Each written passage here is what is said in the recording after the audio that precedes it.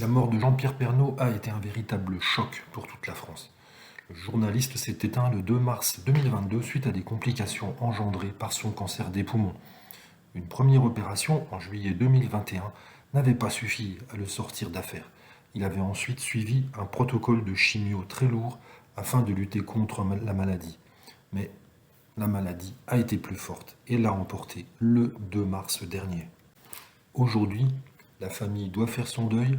C'est très difficile pour Nathalie, pour les enfants, mais d'autant plus pour Tom, son plus jeune fils, qui n'a que 20 ans et qui doit encore continuer à grandir sans son père à ses côtés. Heureusement, Jean-Pierre était très présent pour ses enfants et il avait transmis une passion à son fils, la passion des courses automobiles qu'il partageait avec d'autres membres de sa famille. En effet, il semble que les courses automobiles étaient un virus héréditaire chez les membres de la famille Pernaut, notamment les hommes. Il disait: mon père était pilote de rallye dans les années 50, mon frère aîné dans les années 60-70, et j'étais son assistant. Quand mon fils Olivier a eu 14 ans, il a fait du karting, puis une école de sport auto. Il est dans une écurie automobile et il court même aux côtés d'Alain Prost, Olivier Panis, Sébastien Loeb.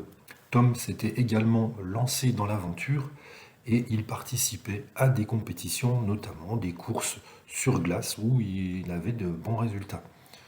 Première course sur glace, première victoire, bravo Tom, écrivait notamment Jean-Pierre en légende d'une publication sur Instagram. Ainsi, lorsque Tom décidait de se changer les idées pour oublier le décès de son père, 3 jours après sa mort, donc le 5 mars dernier, on a bien compris que c'était une façon pour lui d'arrêter de se morfondre et de se rapprocher de son père en partageant donc cette passion qu'il avait avec lui.